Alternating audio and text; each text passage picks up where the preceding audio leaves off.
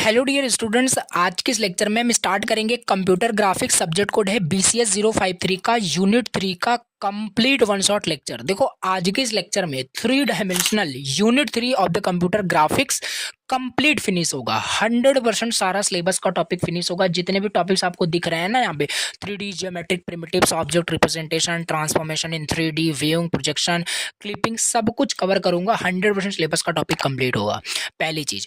और दूसरी चीज ये है कि ये टॉपिक काफी ज्यादा स्मॉल है, काफी ज्यादा छोटी है, ठीक है, लेकिन इंपॉर्टेंट काफी ज्यादा है। 7 मार्क्स में क्वेश्चन अगर मैं आपको बताऊं तो यहाँ पे डायरेक्टली आने ही वाला आप ऐसा मान के चलिए, क्योंकि हर बार मैंने जितने भी प्रीवियस ईयर पेपर मैंने देखे हैं सब में प्रोजेक्शन के आपको एक क्वेश्चन जरूर मिलता है और 3D क्लिपिंग का क्वेश्चन जरूर मिलता है। मिलता तो है, बाकी कवर तो हम सारी चीजें करेंगे, ठीक है। ऐसा नहीं कि बस इसी को बता के मैं जाने वाला हूँ, सारा टॉपिक कवर होगा 100%। और प्री रिक्वेस्टिक्स अगर मैं आपको बताऊं इस यूनिट को पढ़ने से पहले, सो प्लीज यूनिट 2 जाके चैनल पे मैंने अपलोड किया है, यूनिट फर्स्ट पे अपलोड किया है, यूनिट सेकंड रिक्वायर्ड है। यूनिट सेकंड अगर आप पढ़े हो तो यूनिट 3 को पढ़ सकते हो, बाकी तीनों आपको कंप्लीट करना है, unit first, unit second and unit third. तो आप अभी आज आपका कंप्लीट हो ही जाएगा 1 से 1.5 घंटे के अंदर। काफी छोटी यूनिट है, बहुत जल्दी कवर करेंगे। चलो, और स्टार्ट करने से पहले छोटी सी रिक्वेस्ट है, अगर चैनल को फर्स्ट टाइम देख रहे हो तो प्लीज सब्सक्राइब करना, बहुत ज्यादा मोटिवेशन मिलता है अगर आप चैनल को सब्सक्राइब करते हो। एटलीस्ट अपने व्हाट्सएप ग्रुप में से शेयर कर सकते हो, जिससे काफी ज्यादा हेल्प होती है, ठीक है। अदर सब्जेक्ट के भी वन शॉट आप जाके वहाँ पे रीड कर सकते हैं, like database management system, other subjects के जो भी आपको पढ़ने हैं वहाँ पे आप रीड आउट कर सकते हैं। काफी ईजी वे में सारी चीजें मैंने समझा रखी है। सो ये रहा आपका notes 3 dimensional unit 3 computer graphics का। और जो 2 यूनिट के नोट्स हैं मैंने व्हाट्सएप ग्रुप पे ऑलरेडी शेयर कर दिए थे, आपने डाउनलोड किया होगा या व्हाट्सएप ग्रुप को ज्वाइन कर लो। There are thousands of students have already joined our WhatsApp group. वहाँ पे मैसेज करोगे देन आपको नोट्स मिल जाएगा। किसी भी सब्जेक्ट को नोट्स वहाँ पे आप मैसेज करोगे, आपको बहुत सारे स्टूडेंट्स हैं, कोई ना कोई जरूर आपको सेंड कर ही देता है वहाँ पे। तो ये है बेसिकली। अब 3 डायमेंशनल क्या होता है? 2 डायमेंशन आपने पढ़ रखा है, यानी ट्रांसफॉर्मेशन इन 2D आपने पढ़ रखा है, इसलिए मैंने बताया कि ये चीज आपने पढ़ा हो, ट्रांसफॉर्मेशन इन 2D, देन आप 3D पढ़ सकते हो, तो वो देख लेना। मैं मान के चल रहा हूँ आपने वो देखा है बेसिकली। 3D क्या होता है? 3D ओके, देखो सिंपल, ये अभी 3D ट्रांसफॉर्मेशन हम समझेंगे क्या होता है। पहले तो 3D का मतलब समझ लेते हैं ना, क्योंकि यहाँ पे मैं रटाने नहीं आया हूँ, आपको कंसेप्ट समझाने आया हूँ कि सिंपल आपको सारी चीज़ समझ में, हर एक पॉइंट, हर एक वर्ड आपको समझ में आना चाहिए। तो क्योंकि नोट्स तो आपके पास ऑलरेडी रहते हैं, आप रट सकते हो, बट नहीं, क्या मतलब है, रटा रटाया जो भी होता है एग्जाम में काम बिल्कुल नहीं आता, ये तो है, और कहीं काम आ सकता है, ठीक है। तो ये सिंपल चीज़ है। देखो ओरल में आपको कंसेप्ट बताऊंगा। 3D का मतलब क्या होता है? देखो 3D का मतलब होता है, डी मतलब डायमेंशन। अब डायमेंशंस क्या होते हैं? देखो हर एक ऑब्जेक्ट का, हर एक चीज का मतलब कुछ डायमेंशन होता है। डायमेंशन लाइक कुछ हाइट, विथ, डेप्थ, वही होता है डायमेंशन। जैसे आपकी डायमेंशन की बात करें, सिंपल सी भी, आपका कुछ डायमेंशन है, आपकी भी कुछ हाइट है, आपकी भी कुछ विथ है, तो सिंपल सी बात है आपका भी कुछ डायमेंशन है, ठीक है। लेकिन अब मैं बताता हूँ कि 3D का एक्चुअल मतलब क्या होता है। जैसे कि 3D का एक्चुअल मतलब समझते हैं कि 3D का मतलब क्या होता है। देखो अभी तक 3D मतलब कुछ इस तरीके से, अगर अगर आप 2D, अगर आपसे कोई बोलता है 2D क्या होता है, 2D कुछ इस तरीके से आप इमेजिन करते होंगे, this is X, this is Y, this is called 2D। Simple, अभी मैं क्लियर कर रहा हूँ, ये मतलब 2D का सिंपल मतलब समझ में आता था। 3D की बात करें तो 3D सिंपल इस तरीके से कुछ मन में मतलब विजुलाइज हो जाता होगा जब भी हम 3D 2D का बात करें कि एक्स वाई, एक्स होगा, वाई होगा, जेड होगा, ऐसा कुछ, ये हो गया 3D, ठीक है। बिल्कुल आप जो भी विजुलाइज कर रहे हो, जो भी सोच रहे हो, ऐसा ही होता है, यही ही होता है। तो अगर इसे और ज़्यादा अगर ब्रेक करें इस डायमेंशन को समझने के लिए, तो समझ सकते हैं। अच्छा ये बताओ, जैसे ये जो है, ये जो पॉइंट है, ये कौन सा है? मतलब ये आपका 1D है, 2D है, 3D है, 4D है, क्या है आपका? तो अगर ये पॉइंट्स को हम देखें तो ये पॉइंट्स आपका क्या है? ये 1 डायमेंशन का है। मतलब मैं बताता हूँ, तो वो सिंपल है। जैसे आपका कोई ऑब्जेक्ट है, जैसे ये आपका कोई ऑब्जेक्ट है, ये मान लेते हैं कोई ऑब्जेक्ट है। अगर इस ऑब्जेक्ट के अंदर आप हो, अगर इस ऑब्जेक्ट के अंदर हम मान लेते, तो कुछ समझा रहा हूँ आपको अभी, ये तो समझ में आ जाएगा सच है। इस ऑब्जेक्ट के अंदर हम मान लेते हैं आप हो, ठीक है। तो इस ऑब्जेक्ट के अंदर अगर आप हो तो आप कितने डायरेक्शन में इस ऑब्जेक्ट में मूव कर सकते हो? इस डायरेक्ट मतलब इस ऑब्जेक्ट के अंदर कितने डायरेक्शन, मान लो एक बड़ा सा डिब्बा है, इसी तरीके से उस डिब्बे के अंदर आप खड़े हो या बैठे हो, ठीक है। तो उसमें कितने डायरेक्शन में आप मूव कर सकते हो? आप या तो इस डायरेक्शन में मूव करोगे या तो इस डायरेक्शन में मूव करोगे। तो डायरेक्शन क्या हुआ? 2 डायरेक्शन में मूव कर सकते हो। तो ये आपका क्या है? 2 डायमेंशन है। ये 2 डायमेंशन है। और देखो ये इसी तरीके से तो है जो आप दिमाग में सोचते हो एक्स वाई करके, तो ये 2 डायमेंशन है। इधर मूव कर सकते हो, इधर मूव कर सकते हो, 2 डायमेंशन है, ठीक। अब जैसे वही मैंने आपको बताया था, ये आपका मान लो पॉइंट है, इस पॉइंट के अंदर आप हो, ठीक है, इमेजिन करो जस्ट ऐसे, इस पॉइंट के अंदर हो तो कहीं मूव कर सकते हो, कहीं मूव कर सकते हो, मूव नहीं कर सकते हो, तो ये जीरो डायमेंशन का होगा। शायद मैंने 1D बोल दिया था अभी जस्ट, तो ये जीरो डायमेंशन का, यानी हम किसी भी डायरेक्शन में मूव नहीं कर पाएंगे, ठीक है, किसी भी डायरेक्शन में मूव नहीं कर पाएंगे। तो ऐसे आप अपने रूम का भी ले सकते हो, रूम को भी पता कर सकते हो कितने डायमेंशन में आप वहाँ पे देख सकते हो। तो जैसे जैसे रूम, अभी जिस रूम में मैं लेक्चर बना रहा हूँ, तो अगर जैसे जहाँ पे भी आप अभी पढ़ाई कर रहे हो, तो वहाँ पे भी रूम को भी एनालाइज करोगे, उसका डायमेंशन आप चेक कर सकते हो, मतलब उस रूम में आप कितने डायरेक्शन में मूव कर सकते हो, उस रूम में कितने डायरेक्शन में आप मूव कर सकते हो। तो आप देखोगे आप वहाँ पे 3 डायरेक्शन में मूव कर सकते हो, या कोई भी आप वहाँ पे देख सकते हो, जिस भी अकाउंटिंग आप वहाँ पे एनालाइज कर रहे हो। जैसे वहाँ पे हो सकता है आप एक्स डायरेक्शन में मूव कर पाओ, वाई डायरेक्शन में मूव कर पाओ, और जेड डायरेक्शन में मूव कर पाओ। तो वही है आपका 3D। 3D यही होता है, ठीक है, जितने डायमेंशन मूव कर पाओ। 3D तक ही सीमित नहीं है, 4D 5D बहुत सारे आपके यहाँ पे डायमेंशंस के हो सकते हैं ऑब्जेक्ट्स। तो यहाँ पे अब देखो, तो सिंपल अगर हम 2D और 3D की बात करें, 2D और 3D की बात करें, तो दोनों में ज़्यादा बेटर कौन होता है, ज़्यादा अच्छा कौन होता है, अगर हम समझें कि समझना कौन सा हमें, मतलब अच्छे से अगर बात करें। जैसे देखो एक चीज़ होता है, जैसे कोई कॉम्प्लेक्स टॉपिक होता है, जैसे कोई कॉम्प्लेक्स टॉपिक होता है, जैसे कोई कॉम्प्लेक्स टॉपिक होता है, अगर उस कॉम्प्लेक्स टॉपिक को आप लैपटॉप में, कंप्यूटर में विजुलाइज करके पढ़ते हो, जैसे माना जाता है कि एटम जो होता है वो मतलब थोड़ा सा कंसेप्चुअल काफ़ी ज़्यादा मतलब हार्ड होता है समझना, तो उसे हम 3D विजुलाइज करते हैं, कंप्यूटर में देखते हैं, एनिमेशन का यूज़ करके समझते हैं, अलग अलग तरीके से हम उसे स्टडी करते हैं, और वो कंसेप्ट हमें क्या होता है समझ में आ जाता है। ओवरऑल कहने का मतलब है 3D की हेल्प से हमें बहुत जो भी कॉम्प्लेक्स टॉपिक्स हो गए वो अच्छे से विजुलाइज होता है, समझ में आ जाता है। तो ये ओवरऑल कंसेप्ट कुछ है 3D का, क्या है ये क्या चीज़ें हैं, ये मतलब आएगा नहीं एग्जाम में कि 3D क्या होता है डिफाइन करने के लिए, बट हाँ इंपॉर्टेंट है, पता होना चाहिए। ऐसा मतलब कि आप पढ़ रहे हो तो आपको 3D का मतलब एक्चुअली पता होना चाहिए कि 3D और 2D में डिफरेंस क्या है, कि 2 डायरेक्शन में मूव कर पाएंगे, तो वो एक्चुअल वही यहाँ पे कंसेप्ट यहाँ पे है जो आप ऐसे डायरेक्टली देख रहे हो। तो यहाँ पे कहने का मतलब है कि 3 डायरेक्शन में मूव किया जा सकता है, जिस भी ऑब्जेक्ट वहाँ पे बात किया जा रहा है कि वो 3D मतलब 3D है आपका। अब इसमें हमें पढ़ना है ट्रांसफॉर्मेशन के बारे में। 3D ट्रांसफॉर्मेशन हम देख लेते हैं। देखो 2D ट्रांसफॉर्मेशन में हमने क्या क्या पढ़ा था, 2D ट्रांसफॉर्मेशन में हमने ट्रांसफॉर्मेशन पढ़ा था, सॉरी 2D ट्रांसफॉर्मेशन में हमने ट्रांसलेशन पढ़ा था, स्केलिंग पढ़ा था, रोटेशन पढ़ा था, शेयरिंग पढ़ा था, रिफ्लेक्शन पढ़ा था, काफ़ी सारी चीज़ें पढ़ी थी। वही सेम चीज़ यहाँ पे आएगा, बस यहाँ पे एक छोटा सा चेंजेस होगा। वो सारी चीज़ें, वो सारे डेरिवेशन मैं फिर से कराने वाला नहीं हूँ। वो सारे डेरिवेशन, सारे जो डेरिवेशंस थे कैसे उसको निकालते हैं, उसके फॉर्मूले कैसे निकालते हैं, वो सब इसीलिए मैंने आपको बताया कि उसको आपको देखना पड़ेगा यूनिट 2 को। बस उसमें लिटिल बिट चेंज आएगा, वो मैं आपको बताने वाला हूँ, बस उसी को करना है और सारा आपका ये कंप्लीट होगा ट्रांसफॉर्मेशन। उसके आगे हम कवर करेंगे। 3D ट्रांसफॉर्मेशन में क्या क्या होता है, इन 3D वी हैव 3 एक्सिस। अब स्टार्ट यहाँ पे कर रहे हैं टॉपिक। देखो 3D एक्सिस यहाँ पे होता है, पहला X axis, Y axis, Z axis, such that these are normal to each other. और ये आपस में क्या होते हैं, नॉर्मल टू ईच अदर होते हैं, this you can say. So 3D transformation अब क्या होता है, देखो 2D ट्रांसफॉर्मेशन आपको पता था कि मतलब कि किसी भी ऑब्जेक्ट का शेप, साइज, ओरिएंटेशन अगर हम चेंज कर रहे हैं 2D स्पेस के अंदर, that's called 2D transformation. Now 3D transformation same होगा, किसी भी ऑब्जेक्ट का साइज या पोजीशन या ओरिएंटेशन, शेप कुछ भी चेंज किया जा रहा है, बट 3D ऑब्जेक्ट का किया जा रहा है, 3D स्पेस में किया जा रहा है, वो होगा आपका 3D ट्रांसफॉर्मेशन। 3D ट्रांसफॉर्मेशन जैसे क्यूब जो है आपका, क्यूब जानते ही होगे। सो ये जो होता है क्यूब, ये आपका एक 3D ऑब्जेक्ट का एग्जांपल है, 3D का एग्जांपल है। अब इसी के ऊपर हम ट्रांसलेशन, स्केलिंग, रोटेशन सब कुछ करेंगे, तो ये हमारा 3D ट्रांसफॉर्मेशन हो जाएगा, ठीक।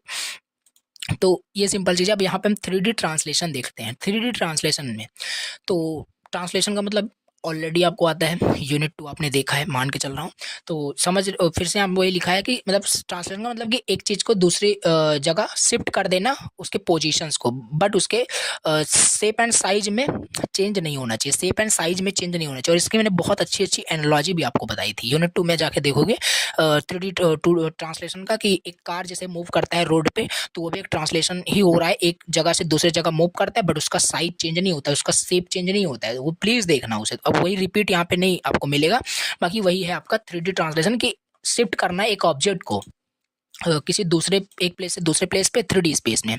तो मैट्रिक्स रिप्रेजेंटेशन क्या होगा, मैट्रिक रिप्रेजेंटेशन उसका याद ही होगा आपको क्या होता था, तो वही सेम है। इसमें सिंपल करना क्या है, यहाँ पे चेंजेस मैं बताता हूँ कि क्या चेंजेस मैं आपको बोल रहा था कि वो लिटिल चेंजेस आपका छोटा सा होगा और इस तरीके से आपका 3D कंप्लीट होगा। तो इसमें क्या करोगे, वहाँ पे आप क्या करते थे, वहाँ पे आप नोट करोगे, वहाँ पे 2x2 का सारा मैट्रिक्स आप बना रहे थे, जो भी आप ट्रांसफॉर्मेशन पढ़े थे उसमें 2x2 के मैट्रिक्स में आप रिप्रेजेंट करते थे। यहाँ पे आप 3x3 के मैट्रिक्स में आप रिप्रेजेंट करोगे, ठीक है, 3x3 के मैट्रिक्स में रिप्रेजेंट करोगे, और एक आपका क्या होता है, एक आपका एक डमी वेक्टर आप ऐड करोगे। देखो यहाँ पे ये सब याद करना पड़ेगा आपको कि मैट्रिक्स रिप्रेजेंटेशन ये होता है, मैट्रिक्स रिप्रेजेंटेशन ये होता है जिसमें एक्स डैश नए कोऑर्डिनेट्स हमें अगर निकालने हैं, X dash Y dash Z dash और ये 1, तो ये इसका हो जाएगा। और ये D X D Y D Z क्या है, ट्रांसलेशन वेक्टर है, शिफ्ट वेक्टर है, और ये हमारे ओरिजिनल पॉइंट्स हैं। और ये 0 0 1 ये लास्ट में क्या है, ये होमोजीनियस कोऑर्डिनेट्स सिस्टम बनाने के लिए। अब ये सब क्या होता है बताया, इसलिए बार बार बोला कि यूनिट 2 आप पढ़े हो, तो ये सब बताया था मैंने आपको। तो क्या है कि ये होमोजेनस कोऑर्डिनेट सिस्टम है, जैसे कि मैट्रिक्स को हम जो भी इसके रोज कॉलम है इसको इंक्रीज कर दे जिसका कैलकुलेशन फास्ट हो सके, ठीक। तो ये 3D ट्रांसलेशन का ये मैट्रिक्स रिप्रेजेंटेशन आपको याद होगा, देन इस पे आप न्यूमेरिकल बेस्ड कर सकते हो, न्यूमेरिकल सॉल्व कर सकते हो। फिर इसी तरीके से हमारा 3D स्केलिंग हो गया। चेंजिंग द साइज, स्केल का मतलब क्या होता है, साइज चेंज कर देना, छोटा या बड़ा। Changing the size of object in 3D space, in 3D space that's called 3D scaling. Scaling का क्या होता है, सिंपल मैट्रिक्स रिप्रेजेंटेशन। फिर से बोल रहा हूँ, प्लीज़ 2D पढ़ लेना, देन समझ में आएगा, नहीं तो आप बोलोगे कि क्या ही समझा रहे हैं, वो समझ में ही नहीं आ रहा है, क्योंकि आपने 2D ट्रांसफॉर्मेशन पढ़ा ही नहीं है। 2D पढ़ के आओ और देन ये 3D वाली यूनिट देखो, 100% 200% मैं गारंटी देख साथ कर रहा हूँ, सब कुछ समझ आएगा, क्योंकि वहाँ पे मैं एनालॉजी एग्जाम्पल बहुत डिटेल से बताया था। अब वही चीज़ यहाँ फिर से रिपीट करें, ये सही नहीं होगा। तो मैट्रिक्स रिप्रेजेंटेशन यहाँ पे देखो इसका हो जाएगा 3D स्केलिंग का, सेम वही चीज़। और ये लास्ट वाला 1 0 क्या है बताओ, ये होमोजेनस कोऑर्डिनेट सिस्टम बनाने के लिए हमने डमी वेक्टर को ऐड किया जिससे कैलकुलेशन फास्टर हो सके। और S X S Y S Z क्या है, S X S Y and S Z क्या है, ये स्केलिंग वेक्टर है। जैसे यहाँ पे D X D Y D Z क्या था, ट्रांसलेशन वेक्टर था, ये स्केलिंग वेक्टर है, ठीक। तो ये हो गया। अब 3D रोटेशन देख लेते हैं इसी तरीके से। 3D रोटेशन क्या होता है, 3D रोटेशन ये इंपॉर्टेंट है, ये इंपॉर्टेंट है, इस पर न्यूमेरिकल आता है, इसको भी हम देखने वाले हैं। सो रोटेशन मतलब कि रोटेट करना एक ऑब्जेक्ट को उसके ओरिजिन से, ठीक है। लेकिन यहाँ पे 3D रोटेशन की मैं बात कर रहा हूँ, एक्स वाई जेड, इस ओरिजिन से क्या करना है, इसको रोटेट कर देना किसी भी एंगल से, वही होता है आपका 3D rotation. Each axis has its own rotation matrix, हर एक एक्सिस का, एक्स एक्सिस का, वाई एक्सिस का, जेड एक्सिस का, हर एक एक्सिस का अपना एक रोटेशन मैट्रिक्स होता है, रोटेशन यहाँ पे मैट्रिक्स होता है। तो हाँ, हम यहाँ पे थे रोटेशन अबाउट एक्स। अब यहाँ पे तीनों का आपको मैट्रिक्स रिप्रेजेंटेशन आपको याद होना चाहिए। जैसे आर एक्स का देखो, ये बिल्कुल आपको रिमेंबर होगा, तभी तो इस पर आप बेस न्यूमेरिकल सॉल्व कर पाओगे। और आपने ऑलरेडी ये सब निकालना अगर सीखा है, डेरिवेशन इसका सीखा, जो कि मैंने करा रखा है इन यूनिट 2, तो कर ही पाओगे आप न्यूमेरिकल सॉल्व। तो आर एक्स का यहाँ पे देखो मैट्रिक्स रिप्रेजेंटेशन क्या होगा, मैंने डायरेक्टली लिख लिया है। इसका डेरिवेशन भी मतलब इंपॉर्टेंट तो नहीं है, बाकी ये फॉर्मूले इंपॉर्टेंट है। तो ये इस तरीके से इसका देखो, आर एक्स का क्या है, मैट्रिक्स मानी रोटेशन अबाउट एक्स एक्सिस, इसका रिप्रेजेंटेशन है ये चीज। रोटेशन अबाउट वाई एक्सिस, ये इसका रिप्रेजेंटेशन है, मैट्रिक्स रिप्रेजेंटेशन है। आर जेड यानी रोटेशन अबाउट जेड एक्सिस, ये इसका हो जाएगा।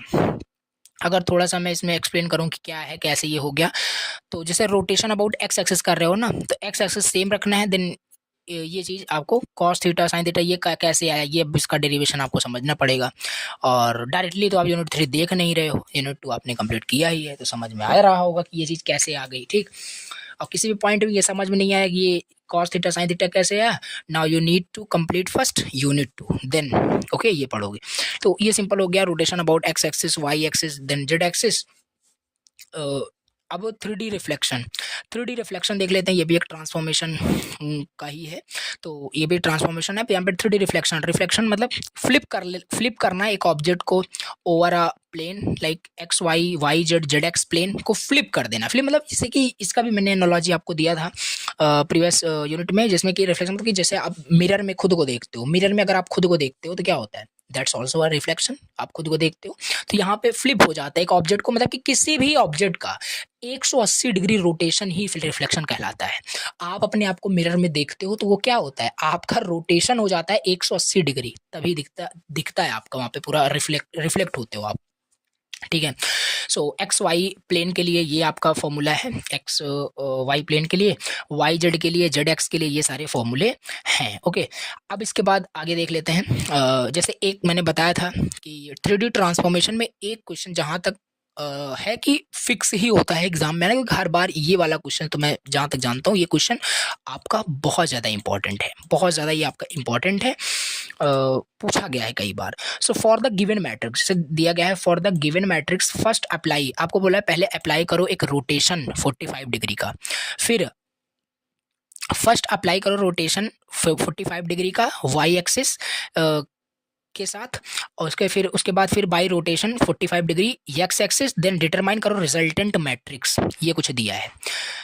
तो क्या करना है, रोटेशन अबाउट पहले बोला Y axis theta is equal to 45 degree, तो रोटेशन अबाउट वाई एक्सिस, तो रोटेशन का ये फॉर्मूला आपको याद होना चाहिए, रोटेशन अबाउट वाई एक्सिस, यही सेम चीज वहां पे लिखा होगा, देखो रोटेशन अबाउट वाई एक्सिस, कुछ नहीं है, बहुत इसी न्यूमेरिकल्स आते हैं।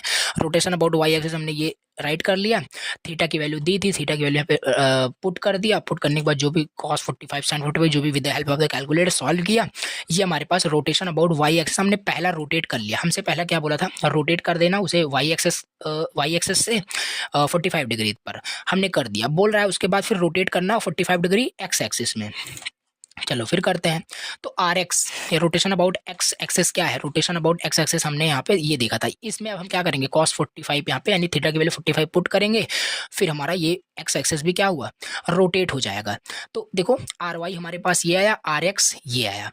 अब इसका हमें क्या करना है, इसका हमें कंपोजिट ट्रांसफॉर्मेशन निकालना पड़ेगा। And you know already what is composite transformation. Composite transformation मतलब एक के बाद अगर दूसरा कोई ट्रांसफॉर्मेशन हो रहा है, पहले मान लो रोटेशन हुआ फिर स्केलिंग हो गया, पहला रोटेशन हुआ दोबारा भी रोटेशन हो रहा है, this is also called a composite transformation. तो जैसे यहाँ पे देखो एक ट्रांसफॉर्मेशन ये हुआ, एक ट्रांसफॉर्मेशन ये हुआ, ठीक। तो अब इसको कंपोजिट ट्रांसफॉर्मेशन निकालने के लिए लास्ट मल्टीप्लाई फर्स्ट, ये मैंने फॉर्मूला बताया था, लास्ट मल्टीप्लाई फर्स्ट। तो लास्ट वाला कौन था, लास्ट आपका ये एक्स आया है, तो R X multiply R Y करोगे, इसको और इसको मल्टीप्लाई करोगे, जब भी आप इसको मल्टीप्लाई करोगे, मल्टीप्लाई करने के बाद ध्यान देना मैं बता रहा हूँ स्टेप, इसको जब मल्टीप्लाई कर दोगे इन दोनों को, इसको और इसको जब मल्टीप्लाई करोगे तो आपको आर की वैल्यू मिलेगी, सॉल्व करना, देन जो आपका मैट्रिक्स आएगा, जो यहाँ पे आपको इसको सॉल्व करोगे तो एक मैट्रिक्स मिलेगा आपको, उस मैट्रिक्स को जो ये मैट्रिक्स दिया गया है, इस मैट्रिक्स जो दिया गया है इसको मल्टीप्लाई करना है, इस मैट्रिक्स को आपको मल्टीप्लाई करना है after solving these matrix, multiply कर दोगे then the answer is your resultant matrix, ठीक। तो ये सिंपल है, ट्राई करना। अब इसके बाद हमारे पास क्वेश्चन सेकंड भी है, क्वेश्चन सेकंड कैसे है इसको देख लेते हैं। देखो जैसे ये भी काफ़ी ज़्यादा इंपॉर्टेंट है, अ रेक्टेंगुलर यहाँ पे दिया है, rectangular parallelepiped has its length as 3 unit 2 unit and 1 unit on X Y Z axis respectively, perform rotation by 90 degree clockwise about X axis, ये दिया है और ये कुछ डायग्राम है, ये दिया था रेक्टेंगुलर पैरेललोपाइड दिया था तो हमने बना लिया।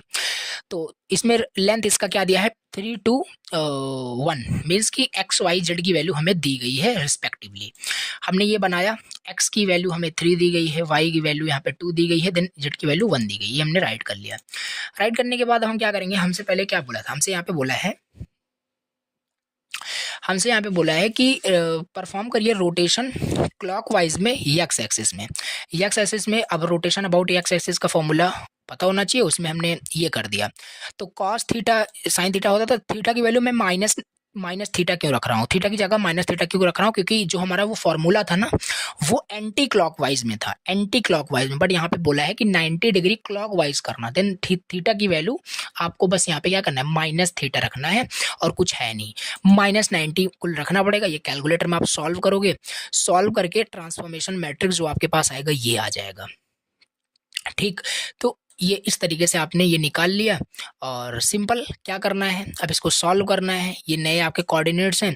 मोस्ट इंपॉर्टेंट है कि आप ये इसकी वैल्यू निकालना, ए बी सी डी इन सब की वैल्यू निकालना। और ये सब वैल्यू कैसे निकलेगा ये चलो यहाँ पे देख लेते हैं। तो सिंपल ये कोऑर्डिनेट कैसे यहाँ पे निकले हैं ये हमें देखना था। मीन्स कि ये ए बी सी डी ये जो कोऑर्डिनेट्स निकले हैं ये कैसे निकले हैं, ठीक है। ए का कोऑर्डिनेट क्या होगा, बी का कोऑर्डिनेट, ये सारे कोऑर्डिनेट्स हैं। देखो जैसे ए का कोऑर्डिनेट्स कैसे यहाँ पे 001 निकला, तो ए देखो किस प्लेन में है, ए आपका जेड प्लेन में है। ए आपका यहाँ देखो जेड प्लेन में है, तो जेड प्लेन में है तो जेड के ही कोऑर्डिनेट्स यहाँ पे होंगे, यानी ये x0 y0 जेड क्या था, जेड आपको दिया ही है 1 दिया है, देखो 3 2 1 जेड यानी कि 1 यूनिट। तो ये हो गया आपका 001, ए का कोऑर्डिनेट 001 हुआ। बी का इस तरीके से, बी आपका एक्स एंड जेड प्लेन में है, बी आपका जो है एक्स प्लेन में है, जेड प्लेन में है। तो x एंड z की वैल्यू यहाँ पे होगी, x होगी और z की वैल्यू होगी और y की वैल्यू 0 क्योंकि y पे नहीं है। इसी तरीके से c को देखोगे, c को देखोगे तो c आपका x प्लेन में है, c आपका x प्लेन में है, x की वैल्यू हमें दी ही थी x 3 यूनिट, ठीक है। तो 300 हो जाए। इस तरीके से सारे कोऑर्डिनेट्स निकालना। सारे कोऑर्डिनेट निकालने के बाद ये जो मैट्रिक्स निकला है ना, इसको मल्टीप्लाई करना है, इस मैट्रिक्स को मल्टीप्लाई करना है इन सारे कोऑर्डिनेट्स को लिख करके। कैसे, जैसे यहाँ पे 001 है तो 001 ऐसे लिखना पड़ेगा 001। तो ये क्वेश्चन ऐसे ही आपको समझना पड़ेगा। 301 है तो देन 301 आप लिखना पड़ेगा, फिर 30 है 300, फिर 320 है 320। अब लास्ट में ये जो आपका बच रहा है ना, ये होमोजीनियस कोऑर्डिनेट सिस्टम बनाने के लिए हम डमी वेक्टर ऐड करते हैं। तो 1 1 आपको लास्ट में कर देना। इसको जब मल्टीप्लाई करोगे इन दोनों को, देन आपके पास कुछ ये रिजल्ट आएगा। अब ये रिजल्ट आया तो आपको लास्ट में जो न्यू कोऑर्डिनेट्स हैं वो भी निकालने होते हैं। न्यू कोऑर्डिनेट जो भी पैरेललोपाइड का जो भी आपका न्यू कोऑर्डिनेट्स हैं वो निकालने पड़ेंगे। तो ये तो आपका पुराना वाला था ना, जो कि आपने इसी से निकाला ए बी सी करके, अब ए डैश बी डैश करके निकालना पड़ेगा। और वो आपका ये है 010 310, ये सारी चीजें, ये देखो A dash B C dash D dash, तो सारे आपका निकल गए। ये फाइनल इसका आंसर हो गया। एक दो बार से प्रैक्टिस करोगे ये समझ में आ जाएगा। और repeated time exactly same question, digit तक चेंज नहीं हो रहा है, पता, ठीक है। तो ऐसे इसे करना होता है। तो सिंपल ये हो गया आपका ये न्यूमेरिकल सॉल्व। अब इसके बाद अगला देखते हैं कौन सा टॉपिक है। देखो इसके बाद यहाँ पे हमारे पास है 3D ज्योमेट्रिक प्रिमिटिव्स का। क्या होता है 3D ज्योमेट्रिक प्रिमिटिव्स, ये समझ लेते हैं। तो कुछ नहीं, 3D ज्योमेट्रिक प्रिमिटिव्स का सिंपल मतलब होता है कि बेसिक बिल्डिंग ब्लॉक्स जिसका यूज करके जो कॉम्प्लेक्स शेप्स होते हैं ना उसको हम बना सकते हैं, बस यही है। जैसे 3D मतलब हमने बताया 3D ऑब्जेक्ट मतलब जैसे कोई 3D ऑब्जेक्ट है, जैसे ये देखो 3D ऑब्जेक्ट क्या, 3D ऑब्जेक्ट आपका ये क्यूब है, 3D ऑब्जेक्ट आपका ये क्यूब है। अब ये जो क्यूब बनाया गया है, अब बताओ ये क्यूब किससे किससे मिलकर बना है। सिंपल सी बात है, कुछ लाइन से मिलकर बना है, कुछ पॉइंट्स कुछ वर्टेक्स से मिलकर बना है। तो वही सिंपल चीज कि 3D ज्योमेट्रिक प्रिमिटिव्स क्या क्या है जो कि कॉम्प्लेक्स जो शेप हो गया इससे, मतलब ये cube is also a complex shape, जिस शेप को हम किन किन चीज़ों से मिलकर बना सकते हैं। वही कॉमनली जो यूज्ड होता है 3D ज्योमेट्रिक प्रिमिटिव्स में, पहला हमारे पास हो गया पॉइंट्स हो गया। पॉइंट्स क्या होते हैं यू हैव ऑलरेडी नो, कि सिंगल लोकेशन हो गया 2D के अंदर या 3D के अंदर रिप्रेजेंट करते हैं कोऑर्डिनेट से, ठीक है। ये एक पॉइंट है, ये एक पॉइंट है, तो इस पॉइंट का कुछ कोऑर्डिनेट्स होगा एस वाई एक्स वाई, और यहाँ से x1 y1 करके कुछ इसका कोऑर्डिनेट, तो ये पॉइंट्स हो गया। अब इन दो पॉइंट्स को हम क्या करते हैं, मिला देते हैं तो एक लाइन बन जाती है। तो पॉइंट्स और लाइन से भी हमारे काफी कॉम्प्लेक्स शेप बनते हैं। तो ये लिखना है polygons you know already, closed structure होता है हमारे पास, जो कि मल्टीपल लाइन सेगमेंट्स को हम जब कनेक्ट करते हैं, जैसे ट्रायंगल हो गया, ये एक पॉलीगन है, ये एक पॉलीगन है। मतलब कोई भी क्लोज्ड स्ट्रक्चर जैसे ये आपका, ये भी एक पॉलीगन है, ठीक है, बट स्ट्रेट लाइन होना चाहिए। ये सब हमने आपको बताया था कि क्या कंडीशंस पॉलीगन के लिए होती है। सर्कल एंड इलिप्सेस का भी हम यूज करते हैं कॉम्प्लेक्स शेप बनाने के लिए। कर्व का भी हो जाएगा, सरफेस भी आपका इस तरीके से है, ठीक है। तो सरफेस जैसे कि shapes with height and with such as planes, curved surface like sphere वगैरह, तो ये सारी चीजें। अभी ये स्फीयर का जो कंसेप्ट है ये सभी यूनिट 4 के अंदर आएगा। सर्कल, कर्व, ये सारी चीजें उसमें इन डिटेल हमें समझनी है। तो ये कुछ प्रिमिटिव्स आपको याद रखने हैं, 6 से 7 प्रिमिटिव्स हैं। अब इसी को एक्सप्लेन करना है 2-2 पॉइंट्स में कि क्या है। 2 मार्क्स में ये बार बार क्वेश्चन आपसे पूछा जाता है कि 3D ज्योमेट्रिक प्रिमिटिव्स क्या क्या है, points, line, polygon, circle, Ellipsis और कर्व्स एंड स्फीयर, और भी बहुत सारे होते हैं, बट इतने ही आप लिख दोगे इनफ है 2 मार्क्स के लिए। इसके बाद हमारे पास नेक्स्ट जो टॉपिक आता है 3D object representation. 3D object representation का टॉपिक आता है, इसे चलो डिस्कस करते हैं। तो यहाँ से एग्जैक्टली इसका ये मैंने इजी लैंग्वेज में सारी चीज़ें लिखी है। 3D ऑब्जेक्ट रिप्रेजेंटेशन क्या होता है, ठीक। 3D ऑब्जेक्ट रिप्रेजेंटेशन क्या है, नाम से सजेस्ट हो रहा है, यानी कि ऑब्जेक्ट का जो हम रिप्रेजेंटेशन करेंगे वो इन 3D स्पेस में करेंगे, 3D मॉडल में करेंगे, ठीक, जिससे कि हमें वो ऑब्जेक्ट और क्लैरिटी से दिख पाए, समझ पाए। तो वही सिंपल चीज़ है। 3D object representation refers the ways we can describe and store 3D objects in a computer so they can be displayed and manipulated. Think of it as a defining the recipe or blueprint for how a 3D object looks and behaves in the virtual world. जैसे जब ये car manufacturing जब होती है, ठीक है, तो directly ऐसा नहीं है कि डायरेक्टली जैसे स्टार्टिंग में जब मैन्युफैक्चर होता है तो उसका एक क्या होता है कि स्केलेटन बनाया जाता है। स्केलेटन मतलब कि एक ढांचा बनाया जाता है पहले उसका, ठीक है। डायरेक्टली पूरा कार ऐसे नहीं तैयार हो जाता कि उसमें क्या क्या होगा, ठीक है। एक सेकेंड,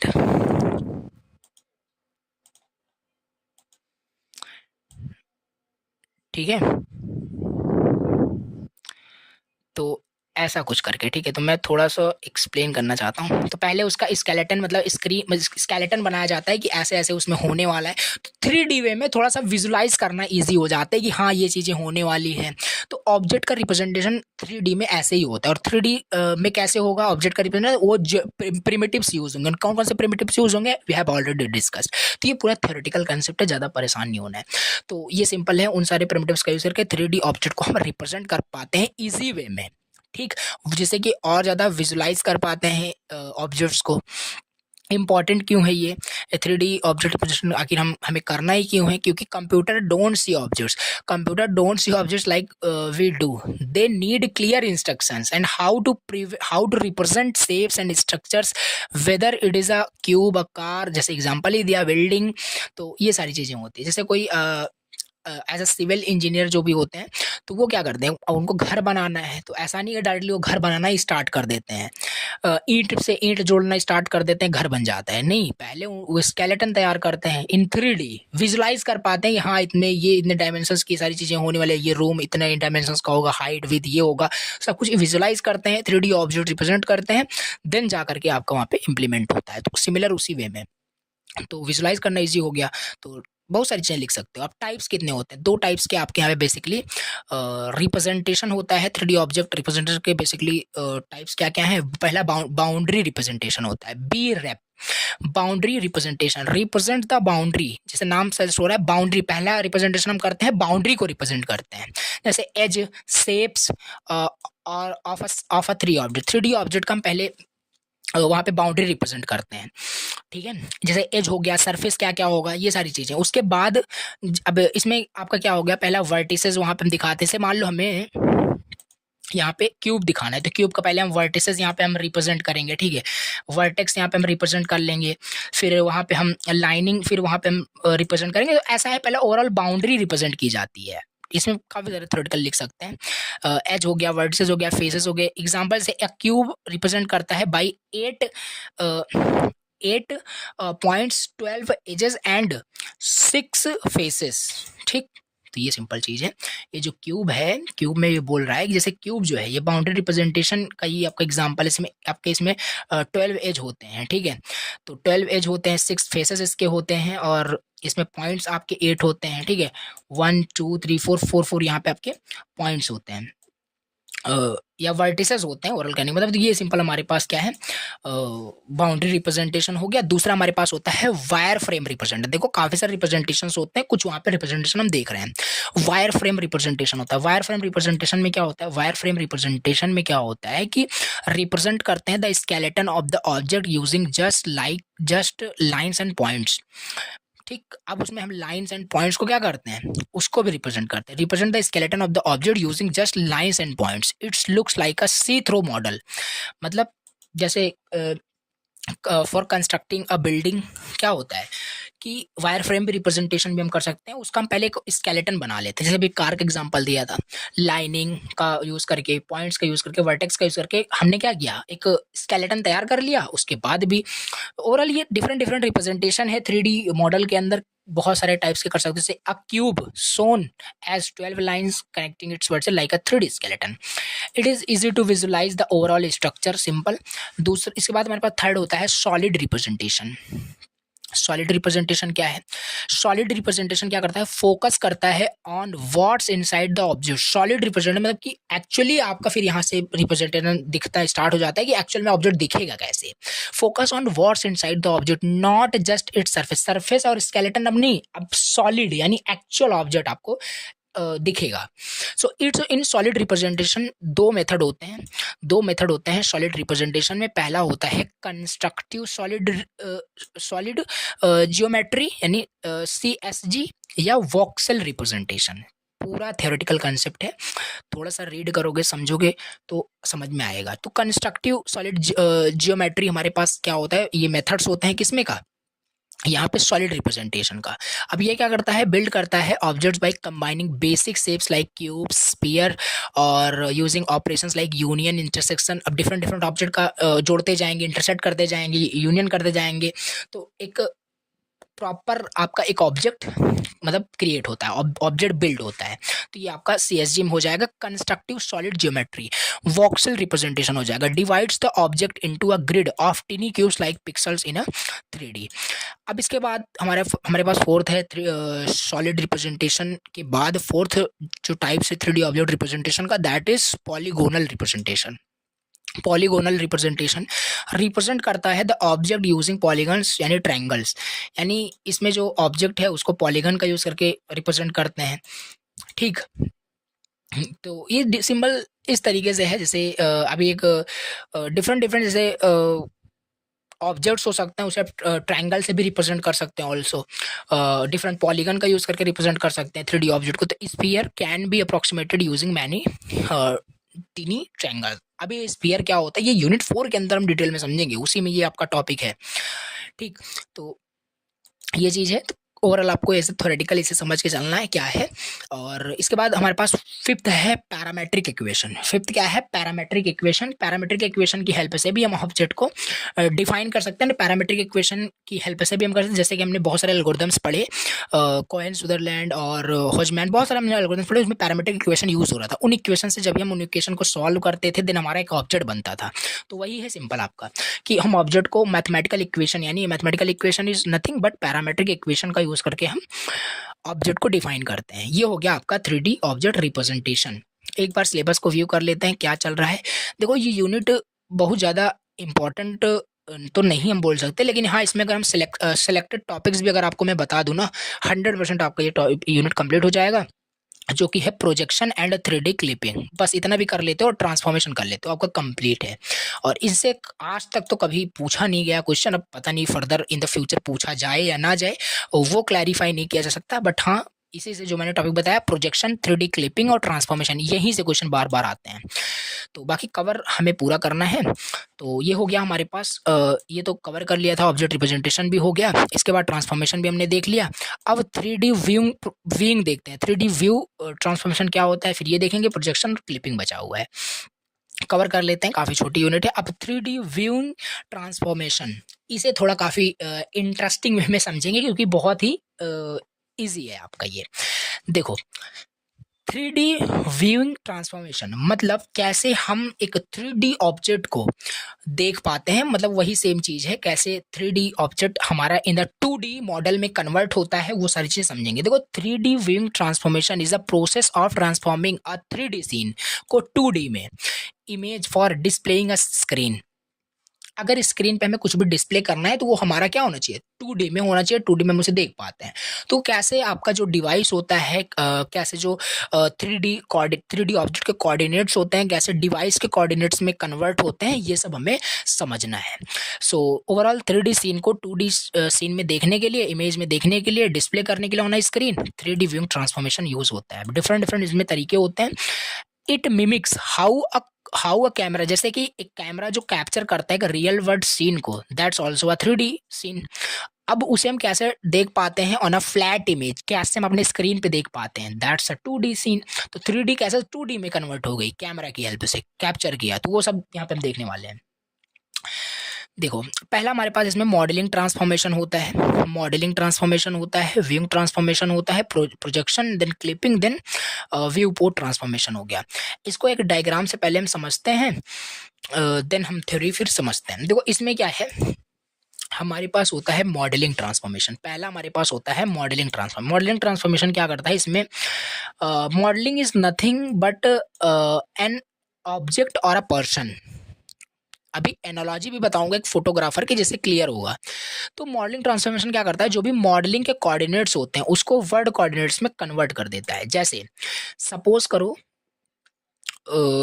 करो यहाँ पे है आपका एक, यहाँ पे है आपका कैमरामैन, यहाँ पे है कैमरामैन, ठीक है, यहाँ पे है कैमरामैन, ये है कैमरामैन जो फोटोग्राफर है, मतलब कि फोटो खींचता है, और यहाँ पे हो आप, ठीक है, यहाँ पे हो आप फोटो खिंचाने जा रहे हो। तो सिंपल सी बात है, यहाँ पे मॉडल कौन हुआ, मॉडल ये हुआ, ठीक है। तो होता नहीं है एक्ट्रेस या एक्टर वगैरह वो मॉडल होते हैं, तो सिंपल वही सिंपल चीज़ है, ये आपका ये एज अ मॉडल है जो कि फोटो खिंचाना चाहता है और ये फोटो खींचना चाहता है। सो यहाँ पे मॉडलिंग ट्रांसफॉर्मेशन क्या होगा, अब देखो ये मॉडल, ये जो मॉडल है, ये जो पर्सन है जो फोटो खिंचाना चाहता है, इसका कुछ डायमेंशन होगा, कुछ कोऑर्डिनेट्स होगा, मीन्स कहने का मतलब है इसका कुछ हाइट होगा, इसका कुछ विड्थ होगा, ठीक, सिंपल सी बात है। तो ऐसा होता भी होगा, आपको पता होगा। एक सेकंड रुकिए, जस्ट वेट। तो एक्चुअली एक फ़ोन आ गया था, ठीक है।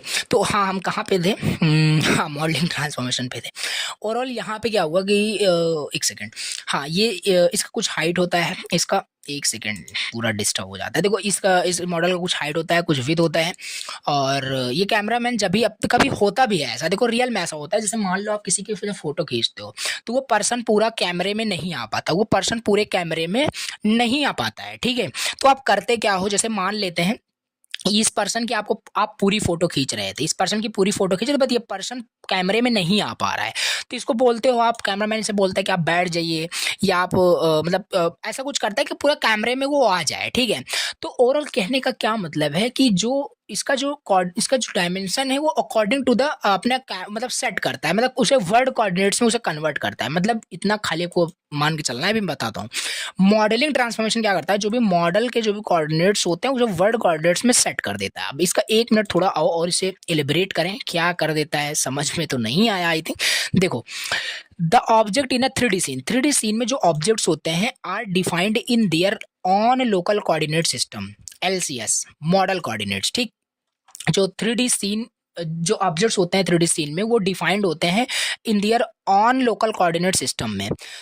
तो उनको पोजीशन करने के लिए ऑब्जेक्ट्स को इन 2D सीन, मतलब कैप्चर करने के लिए, मतलब वर्ल्ड कोऑर्डिनेट सिस्टम में, क्योंकि WCS में कोई ऑब्जेक्ट रहेगा तभी हम उसे मतलब देख पाएंगे। तो think of placing different piece of furniture in a room, each piece has its size and position but we need them all in one common room space. Simple, जैसे कुछ फर्नीचर होते हैं रूम में, जैसे चेयर हो गया, table हो गया, उनका अपना एक कुछ डायमेंशन होता है, अपना उनका कुछ कोऑर्डिनेट्स होते हैं, ऑन उनका मतलब लोकल कोऑर्डिनेट सिस्टम, मतलब उनके खुद के कुछ डायमेंशंस, कुछ हाइट विड्थ होती हैं, ठीक है। तो उसको क्या करने के लिए, उसको पोजीशन करने के लिए इनटू द रूम, यानी 3D सीन में, 3D सीन में उसे क्या करने के लिए, 3D सीन में उसे फिट करने के लिए हम क्या करते हैं, उसे पोजीशन करते हैं। यानी कि मॉडलिंग ट्रांसफॉर्मेशन यहाँ पे ये होता है कि जो लोकल कोऑर्डिनेट सिस्टम होता है ना, वो आपका कन्वर्ट हो जाता है वर्ल्ड कोऑर्डिनेट्स में। और वर्ल्ड कोऑर्डिनेट्स क्या है, एक रूम स्पेस, एक रूम स्पेस जहाँ पे वो ऑब्जेक्ट को आप फिट आउट करना चाहते हो। We need them all in one common space that is nothing but room space, वो 3D पूरे रूम स्पेस में उसे सेट करना चाहते हो, ठीक। तो व्यूइंग ट्रांसफॉर्मेशन क्या होता है, व्यूइंग ट्रांसफॉर्मेशन सिंपल यहाँ पे देख लेते हैं। व्यूइंग ट्रांसफॉर्मेशन फिर क्या करता है, व्यूइंग ट्रांसफॉर्मेशन क्या करता है, जो वर्ड कोऑर्डिनेट्स कन्वर्ट होकर के आए उसे क्या करेगा, व्यू कोऑर्डिनेट्स में कन्वर्ट करता है, व्यू कोऑर्डिनेट्स में व्यूइंग ट्रांसफॉर्मेशन कन्वर्ट कर देता है। वो डायग्राम याद रखना। अब इसके बाद यहाँ पे देख लेते हैं व्यू ट्रांसफॉर्मेशन क्या है। The word coordinates are transformed into view coordinate based on the position and orientation of the camera और व्यूअर, ठीक। तो इसमें क्या हुआ, जो हमारे पास कोऑर्डिनेट सिस्टम्स थे, यानी कि जो भी वर्ड कोऑर्डिनेट्स थे वो व्यू कोऑर्डिनेट्स में हमारे पास कन्वर्ट हो चुके हैं। तो यानी एग्जांपल ले सकते हो, एडजस्ट करना your camera to focus on a specific part of the scene like zooming in और zooming out a particular corner of the room, ये सिंपल चीज़ें। तो ये देखो अभी इसका एक एनालॉजी लेते हैं, जैसे फोटोग्राफर वाला बताया, समझ में आएगा। बाकी इसमें क्लियर इतना ही आपको याद रखना है और कुछ नहीं। ये जो भी कैमरामैन होता है, जब भी वो ध्यान से देखो, जब भी आप फोटो खिंचाते हो कैमरे को सेट आउट करता है, ठीक है। जो भी डिफरेंट पार्ट ऑफ द जो भी आपका 3D सीन होता है, जो भी ऑब्जेक्ट को कैप्चर करना होता है, उसे अपने कैमरे के अकॉर्डिंग यानी व्यू कोऑर्डिनेट्स में उसे सेट करता है। जो भी वर्ड कोऑर्डिनेट्स होते हैं वो व्यूइंग ट्रांसफॉर्मेशन में क्या होता है, किस में कन्वर्ट हो जाता है, व्यू कोऑर्डिनेट्स में। तीसरा हमारे पास होता है यहाँ पे प्रोजेक्शन ट्रांसफॉर्मेशन। अब प्रोजेक्शन ट्रांसफॉर्मेशन क्या करता है, प्रोजेक्शन ट्रांसफॉर्मेशन का मतलब होता है जो 3D सीन होता है वो फ्लैटेंड हो जाता है into 2D display on a screen, और वो देन डिस्प्ले होता है प्रोजेक्शन की हेल्प से। प्रोजेक्शन की हेल्प से देन वो डिस्प्ले होता है। To convert the 3D world, to convert the 3D world into a 3D image while maintaining a sense of depth or accuracy. Imagine taking a photo. Imagine taking a photo of a building. The result is a 2D flat image, but the depth of the building is still noticeable. तो इसमें ये कह रहा है कि जैसे जब भी आप कैप्चर करते हैं किसी भी बिल्डिंग की फ़ोटो, ठीक है, देन नोटिस करते हैं कैसे उस 3D बिल्डिंग को आप कैप्चर कर पाते हो अपने इन 2D फ्लैट इमेज पे। तो बट फिर भी उसका जो डेप्थ होता है उसको अगर आप देखते हो तो आप फिर भी आप उसे नोटिस कर पाते हैं। तो प्रोजेक्शन अभी समझ में आएगा डिटेल में, जब मैं आपको बताऊंगा इसका डायग्राम की हेल्प से तो थोड़ा सा क्लियर होगा। तो प्रोजेक्शन ट्रांसफॉर्मेशन यही होता है आपका कि जो भी 3D सीन है उसे 2D सीन में ये कन्वर्ट कर देता है with the help of the projection transformation. Projection transformation मतलब कि जो भी व्यू कोऑर्डिनेट्स हैं वो प्रोजेक्शन कोऑर्डिनेट्स में कन्वर्ट हो चुके हैं। और अगर थोड़ा सा भी यहाँ से अगर यहाँ तक अगर आपको कुछ समझ में नहीं आया, ठीक, तो कोई दिक्कत नहीं। आई बटन में एक आपको लिंक आ रही होगी, ठीक है, आई बटन में एक वीडियोस की लिंक आ रही होगी, डिस्क्रिप्शन में भी लिंक है, उस वीडियोस को पर्टिकुलर वीडियोस को देख लेना, ये कंसेप्ट आपका क्लियर हो जाएगा, ठीक है। तो थोड़ा सा मैं आपको एक्सप्लोर करने के लिए दे रहा हूँ क्योंकि समझ में आएगा, अगर नोट्स में अच्छे से आपको समझ नहीं आया तो उसको देख लेना, कंसेप्ट आपका ये वाला क्लियर हो जाएगा, ठीक है, व्यूइंग ट्रांसफॉर्मेशन का। तो ये हो गया। इसके बाद प्रोजेक्शन का हमने देखा, फिर क्लिपिंग का देखा, फिर इसके बाद क्लिप होता है। जैसे जब भी हम फोटो, जो भी वहाँ पे फोटोग्राफर का एग्जांपल हमने लिया था, फोटोग्राफर क्या कर रहा है, फोटो खींच रहा था, तो फोटो खींच रहा है तो वहाँ पे वो जूम आउट जूमिंग करता है, नहीं किस पार्ट को मतलब खींचना है, किस पार्ट को नहीं। जैसे कि मान लो 3D रूम स्पेस में मैंने बताया था कि क्या क्या है, वहाँ पे फर्नीचर रखा हुआ है, तो अब उस फर्नीचर की फ़ोटो चाहिए, पूरे रूम की फ़ोटो नहीं चाहिए, तो उस पे ज़ूम करेगा, उसको क्रॉप करेगा, कट करेगा, तो क्लिप करता है। तो वही parts of the scene outside of the camera field वो सब उसे क्लिप किया जाता है, तो रिमूव किया जाता है। तो ये चीज़ आपका क्लिपिंग हो गया। When you crop an image to focus on the main subject and remove unwanted edges, ये हो गया। व्यू पोर्ट ट्रांसफॉर्मेशन क्या होता है, now this is important. Viewport transformation क्या है, व्यू पोर्ट ट्रांसफॉर्मेशन का सिंपल मतलब ये है कि the 2D image is scaled and mapped to fit within the displayed screen like monitor, camera और विंडो और एनी आउटपुट डिवाइस में। कि जो आपका वो प्रोजेक्शन कोऑर्डिनेट्स थे, प्रोजेक्शन जो कोऑर्डिनेट्स थे अब वो आपके डिवाइस पे दिखेंगे with the help of viewing transformation device coordinates में। जो भी डिवाइस का कोऑर्डिनेट्स होगा उसके अकॉर्डिंग आपका वो फोटो, जैसे आप एक फोटो को जब भी मान चलते हैं, ये थोड़ा सा आपका क्लियर होगा। देखो जैसे एक आपका जो फोटो होता है, जब भी आप उसे मोबाइल में देखते हो तो आपके मोबाइल के हाइट एंड विद के हिसाब से, व्यू पोर्ट के हिसाब से वो आपको फोटो दिख जाता है। जब भी उस फोटो को मान लो जो आजकल के जो स्मार्ट वॉच होते हैं उसमें जब भी देखते हो तो वो फोटो उसमें भी आपको फुल ही दिखती है, बट काफ़ी उसमें आपका उस डिवाइस के, उस पर्टिकुलर डिवाइस के कोऑर्डिनेट्स के हिसाब से दिखते हैं। तो यहाँ पे वही है किस तरीके से व्यूइंग ट्रांसफॉर्मेशन मतलब हो रहा है, किस तरीके से व्यू पोर्ट ट्रांसफॉर्मेशन हो रहा है to ensure the final image, to ensure the final image fits properly on the output device. Adjust करना the size of a photo to fit perfectly on a web page और a phone screen. यहाँ पे देखो analogy कुछ बताई गई है, जिससे मॉडलिंग ट्रांसफॉर्मेशन का मतलब है कि अरेंज करना फर्नीचर को in a room, that's modelling transformation. जैसे किसी के फोटो आप खींचने जा रहे हो तो उसे आप अरेंज कराते हो कि किस तरीके से आपको खड़ा होना है, किस तरीके से बैठना है, क्या चीज़ है, दिस इज मॉडलिंग ट्रांसफॉर्मेशन। जैसे कि उसकी फोटो इन उसके कैमरे के कोऑर्डिनेट्स के हिसाब से आ पाए। व्यूइंग ट्रांसफॉर्मेशन मतलब कि adjust the camera positions and angle. Then projection transformation में क्या होता है, take a photo converting the 3D room into a flattened image, फिर क्लिपिंग करते हो, क्रॉप करते हो, फिर व्यू पोर्ट ट्रांसफॉर्मेशन में रिसाइज हो जाएगा वो फोटो, फिट हो जाएगा, फिट इन अ ट्रांसफॉर्मेशन, पूरे डिवाइस पे वो मैप हो जाता है। तो ये कुछ डायग्राम आपको याद रखना है। और अभी आपको आई बटन में लिंक आ रही होगी, आप लिंक भी डिस्क्रिप्शन में दिया है, अगर इसमें थोड़ा सा भी डाउट होता है तो इससे जाके 3D व्यू ट्रांसफॉर्मेशन को आप पर्टिकुलर उस वीडियो को रेफर कर सकते हैं, समझ में आपको आ जाएगा। तो ये हो गया आपका। अब इसके बाद हम देख लेते हैं एक क्वेश्चन काफ़ी बार एग्जाम में पूछा जा चुका है, दैट्स वेरी इंपॉर्टेंट। डिफाइन करिए टिल्टिंग ट्रांसफॉर्मेशन को।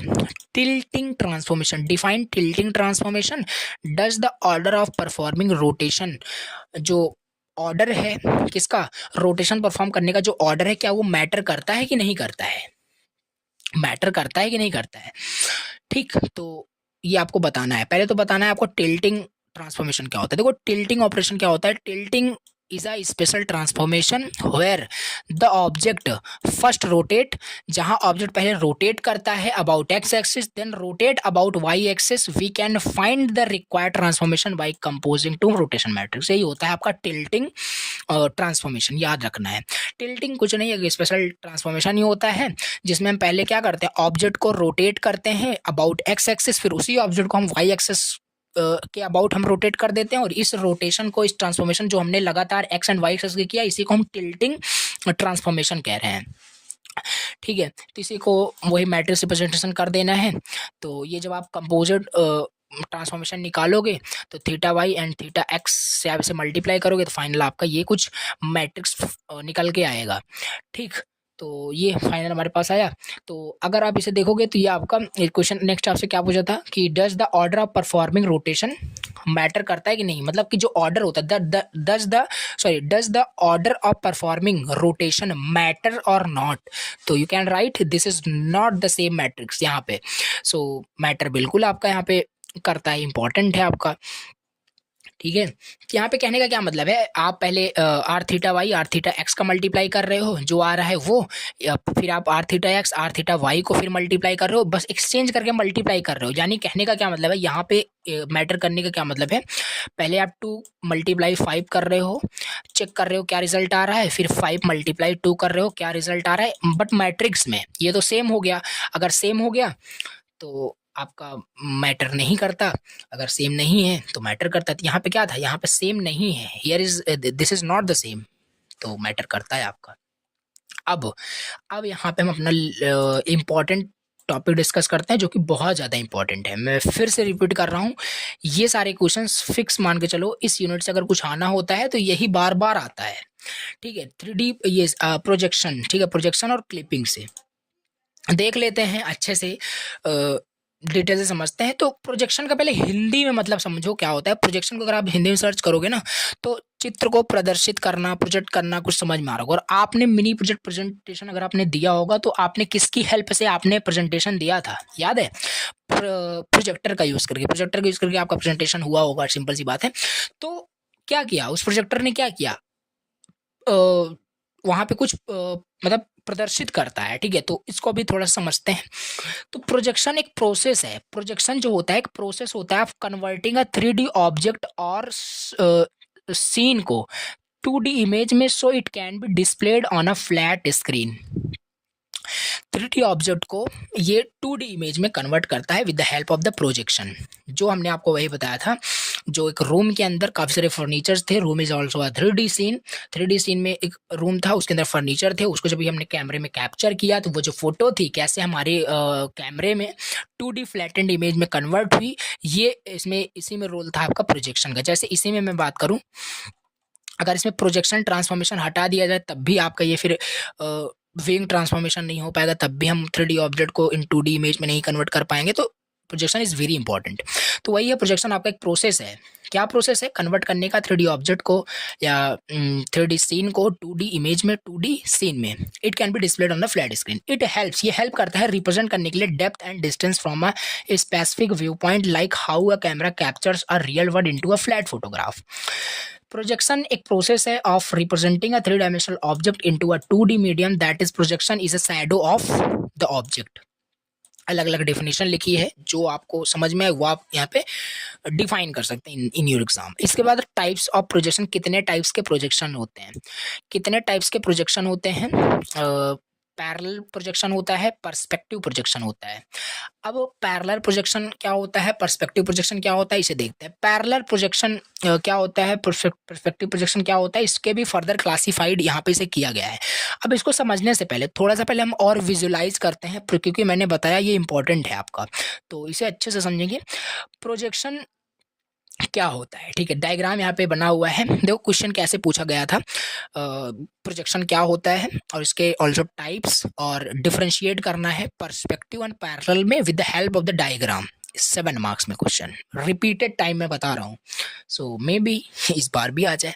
सो प्रोजेक्शन क्या है, हाउ प्रोजेक्शन वर्क्स, तो सब सपोज कर लेते हैं। देखो यहाँ पे हमारे पास है, ये आपका 3D ऑब्जेक्ट है, 3D ऑब्जेक्ट है, यहाँ पे हमारे पास 3D ऑब्जेक्ट है, और यहाँ पे हमारे पास स्क्रीन है, फ्लैटेंड स्क्रीन है, जहाँ पे हमें इस ऑब्जेक्ट को व्यू करना है, ठीक है।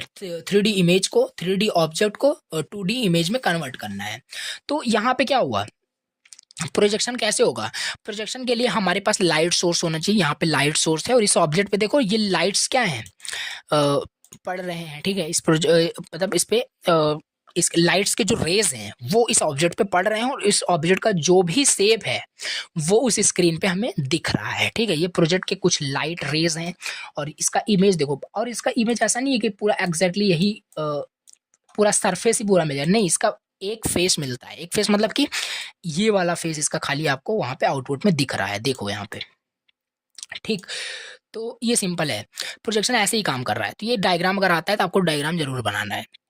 इसके बाद टाइप्स ऑफ प्रोजेक्शन आपको लिखना है, और ये डायग्राम अगर बना देते हो तब तो आपका फिर पूरा कंप्लीट हो जाएगा अच्छे से मार्क्स। तो टाइप्स ऑफ प्रोजेक्शन में आपको बताना है, पैरेलल प्रोजेक्शन होता है, पर्सपेक्टिव प्रोजेक्शन होता है।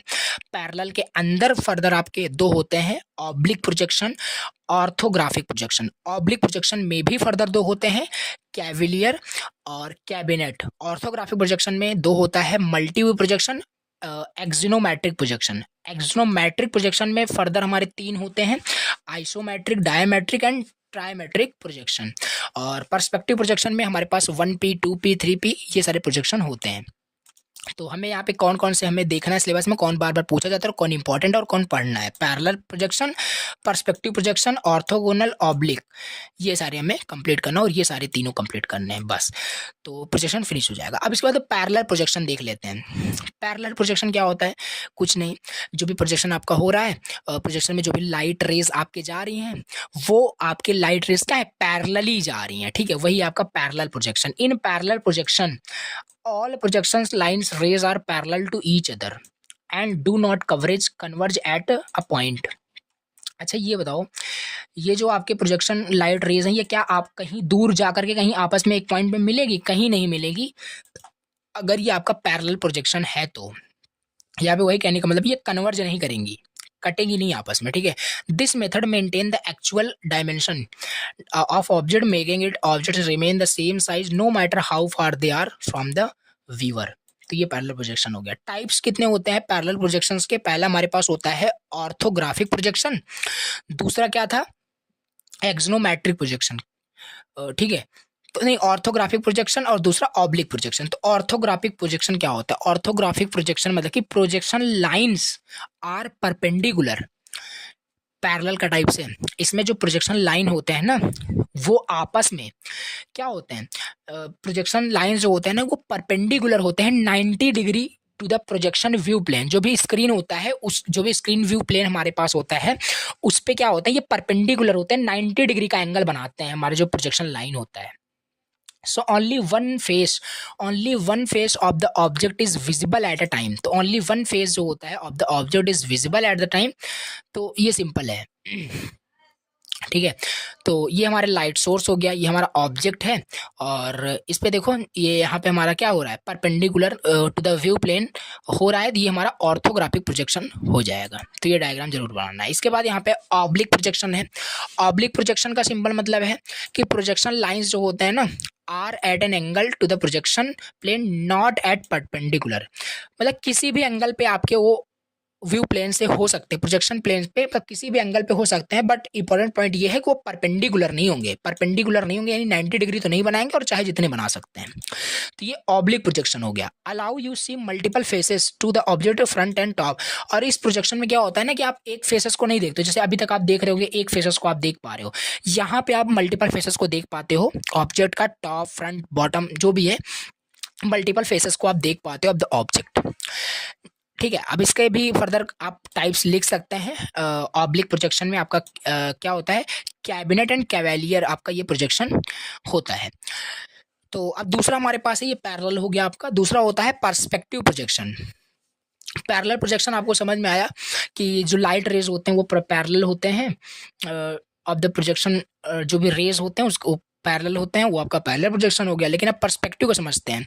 पर्सपेक्टिव प्रोजेक्शन क्या होता है, in perspective projection the projection line converge करता है एट अ सिंगल पॉइंट। यहाँ पे पैरेलली आपके सारे लाइट रेज नहीं होती, ये कन्वर्ज करता है। कन्वर्ज मतलब वही जो मैंने आपसे बताया था कि लास्ट में जाके मिलेगी कि नहीं, तो यहाँ पे मिलता है पॉइंट्स, और जो पॉइंट्स जाके मिलता है जहाँ पे ये कन्वर्ज होता है उस पॉइंट को हम क्या कहते हैं, कन्वर्ज रेफरेंस पॉइंट बोल सकते हो उसे, converge projection reference point, converge projection reference point आप बोल सकते हो, और इसी को वैनिशिंग पॉइंट भी हम बोलते हैं। सो ये सिंपल है। In perspective projection the projection line converge करता है एक सिंगल पॉइंट पे जिसे हम वैनिशिंग पॉइंट कहते हैं। Scene displayed using perspective projection appear more realistic. This is the way out eyes a camera lens for the image. तो ये कुछ देखो यहाँ पे डायग्राम बना सकते हो, जैसे रेलवे ट्रैक जो होता है, रेलवे ट्रैक जो होता है एक सा एग्जांपल अगर लो, रेलवे ट्रैक जो होता है आपने देखा होगा काफी दूर से ऐसे मतलब सिंगल मतलब आपको लगता है कि वो पैरेलल आपका है, बट एट द पॉइंट वो लास्ट में जाकर के कुछ इस तरीके से वो कन्वर्ज हो जाती हैं। वैसे नहीं मिल जाती बट हाँ अब नोटिस करते होंगे वो कन्वर्ज हो जाती हैं। तो वो क्या है आपका, वो भी आपका एक टाइप का मतलब प्रोजेक्शन तो नहीं है, बट हाँ उस मतलब इमेजिन कर सकते हैं कि इस टाइप का कुछ यहाँ पे है कि कन्वर्ज करने का क्या मतलब है। और जहाँ पे जाकर के वो ट्रैक आपके गायब होते हैं, वैनिशिंग पॉइंट मतलब वही होता है आपका।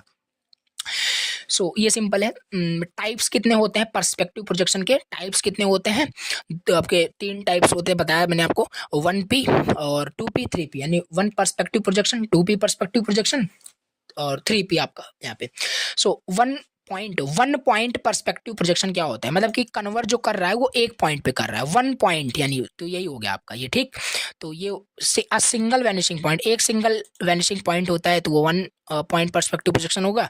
और यहाँ पे वही 2 आपका हो जाएगा, 2 वैनिशिंग आपका पॉइंट होता है। और यहाँ पे तो आपका 3 वैनिशिंग पॉइंट हो जाएगा, 3 वैनिशिंग पॉइंट पर्सपेक्टिव प्रोजेक्शन। तो जैसे कि टॉल बिल्डिंग को जब भी आप देखते हो from the ground, then you can notice कि वहाँ कैसे आपका 3 वैनिशिंग पॉइंट्स आपको दिखते होंगे।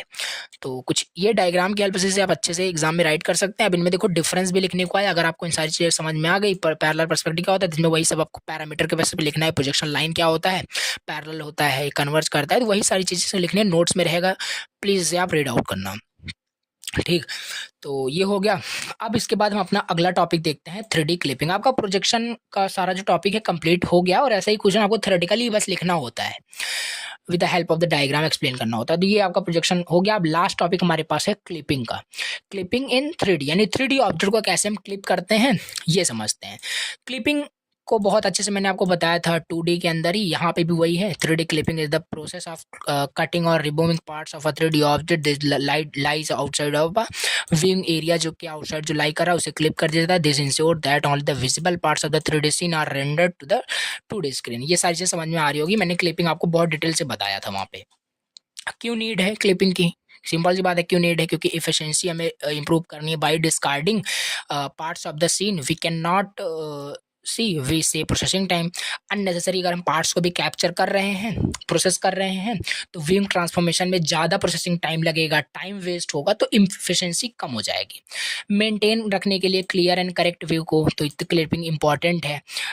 फोकस ऑब्जेक्ट को ही हम वहाँ पे दिखाते हैं, शो करते हैं इन 2D इमेज में। सो 3D क्लिपिंग वर्क कैसे करता है, पहले तो हम डिफाइन करते हैं व्यूइंग वॉल्यूम को। व्यूइंग वॉल्यूम को हम डिफाइन करते हैं, मतलब कि कौन सा एरिया हमें देखना है, उसका वॉल्यूम क्या है, वो सब हम डिफाइन करते हैं। फिर ऑब्जेक्ट्स अगेंस्ट वॉल्यूम, फिर हम ऑब्जेक्ट को देखते हैं कि कितना ऑब्जेक्ट जो है वो बाहर है उस वॉल्यूम से, फिर हम एडजस्ट करते हैं ऑब्जेक्ट के बाउंड्रीज को।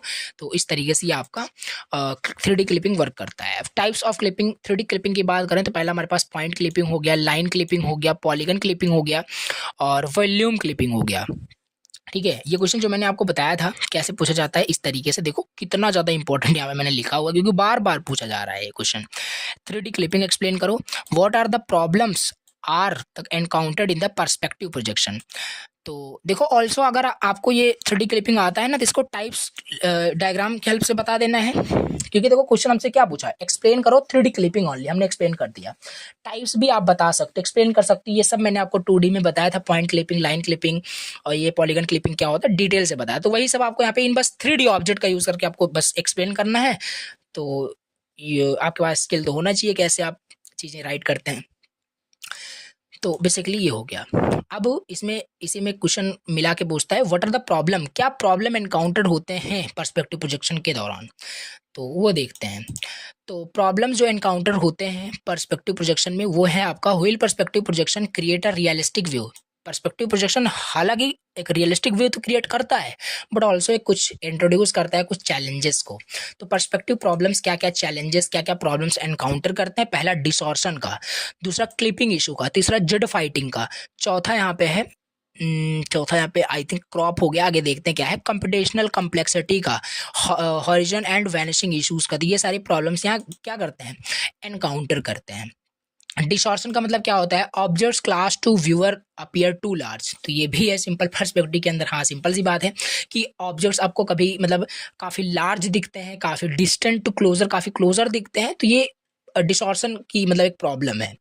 क्लिपिंग इशू भी हो सकता है, the viewing volume is a pyramid shape का है तो टॉप कट ऑफ हो जाएगा, and objects partially outside the volume are harder to clip compare to simpler rectangular volume. तो क्लिपिंग इशू भी होता है, जेड फाइटिंग भी इस तरीके से होता है। ठीक है, नॉन लीनियर, ये सारी चीज़ें लिखी हैं नोट्स में, रीड आउट करना प्लीज़। ठीक, इजी वर्ड में सारी चीज़ें लिखी हैं, समझ में आ जाएगा, कोई दिक्कत नहीं। नॉन लीनियर मैपिंग भी आपका ये एक जो नीचे यहाँ पे क्रॉप हो गया था ना, ये है नॉन लीनियर मैपिंग। तो नॉन लीनियर मैपिंग, क्योंकि जो आपका ये पैरेलल जो आपका ट्रांस, देखो जैसे यहाँ पे डिफरेंस में मैंने आपको शायद लिखा होगा, पैरेलल जो प्रोजेक्शन होता है ना ये लीनियर ट्रांसफॉर्मेशन होता है, और पर्सपेक्टिव में एक प्रॉब्लम ये भी होता है कि ये नॉन लीनियर ट्रांसफॉर्मेशन हो जाता है। तो नॉन लीनियर मैपिंग होती है, यहाँ पे वही लिखा है नॉन लीनियर मैपिंग। तो ये भी एक प्रॉब्लम ही है जो कि एनकाउंटर होता है ड्यूरिंग पर्सपेक्टिव प्रोजेक्शन।